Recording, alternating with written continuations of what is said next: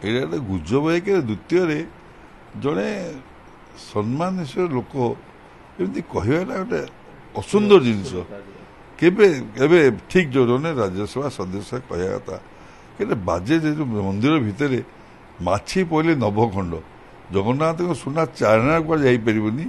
ଆଉ ଏ quintal quintal ସୁନା ତାକୁ ଯିଏ ଶୁଣିବ ଗୋଟେ କହିବ ଏଇଟା ଗୋଟେ ପାଗଳାମୀ କଥା। 200 ଶିଖନ୍ତୁ ନା ପାଗଳାମୀ କଥା। ଆପଣ ଆଜି ଗୋଟେ କଥା କହିଲି ରତ୍ନଭଣ୍ଡାର କ'ଣ ଖୋଲା ହଉ ସୁନା ତ ତାର ଉଡ଼ିକି ପଳେଇଗଲା।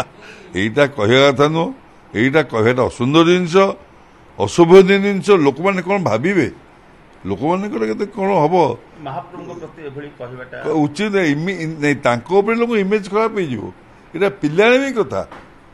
ଯିଏ ଶୁଣିବ ସିଏ ହାସ୍ୟାସ୍ପଦ କଥା। ଏଇଟା ମୁଁ ଏଇଟା ଗ୍ରହଣ କରୁନି। ଏଥିପାଇଁ ମୁଁ ଦୁଃଖ ପ୍ରକାଶ କରୁଛି। ସେ କହିବାଟା ବି ଅତି ଅଶୋଭନୀୟ, ଅନୁଚିତ। ଆଉ ସେ ସବୁ ପୁରୁଣା ଲୋକଙ୍କୁ ନୂଆ ନିଜକୁ ଲାଭ ନେଇକି ଆଜ୍ଞା ସମସ୍ତେ ନୂଆ ଚାହାନ୍ତି। ପୁରୁଣା ଲୋକ ଆସିକିରି କ'ଣ ଲାଭ ଆପଣ କହୁନାହାନ୍ତି? ସେମାନେ ତ ଦୀର୍ଘ ଦିନ ରହିଲେ। ଏଇ ଯାନିଯାତ୍ରା ପାଇଁ ଟିକେ ଟେମ୍ପୋରାରୀ 10-15 ଦିନ ଆସନ୍ତୁ, ସେଟା ଠିକ୍ କଥା। କିନ୍ତୁ ସମ୍ପୂର୍ଣ୍ଣ ନିଯୁକ୍ତି ହେବା ଉଚିତ ନୁହଁ। କାହିଁକିନା ତାଙ୍କୁ କିଏ ମାନିବେନି। ରିଟାୟାରମେଣ୍ଟ କରିବା ପରେ ଯେଉଁ ଲୋକ ନୂଆ ନିଯୁକ୍ତି ପାଇଁ ଯିଏ ହଉ ଯାଆନ୍ତି ସେଟା ଠିକ୍ ନୁହଁ। ରିଟାୟାରମେଣ୍ଟ କରିବା ପରେ ରହିଯିବା କଥା, ସାଇଲେନ୍ସ ହେଇକି ସାଇଡ୍ ହେଇଯିବା କଥା। ସେଇଟା ନୂଆ ନିଯୁକ୍ତି ନେବା କଥା। ନୂଆ ନିଯୁକ୍ତି ପାଇଁ ସରକାର ସେଇଟା ବିଚାର କରିବା କଥା। ତା ପାଇଁ ଇଣ୍ଟରଭ୍ୟୁ ହେବା କଥା। ନୂଆ ନିଯୁକ୍ତି କଲେ ଭଲ ସୁବିଧା ହେବ, ମନ୍ଦିର ପାଇଁ ଭଲ ହୁଅନ୍ତା। କିନ୍ତୁ ପୁରୁଣା ନିଯୁକ୍ତି କେହି କାହାକୁ ମାନିବେନି। ଆପଣ ପରିଚାଳିତ ଆସିଗଲା, ପରିଚାଳିତ ନୂଆ କମିଟି ଗଠନ ହେବ। ଏଥରକ ନୂଆ ପୁରୁଣା କମିଟି ଭାଙ୍ଗିଗଲା।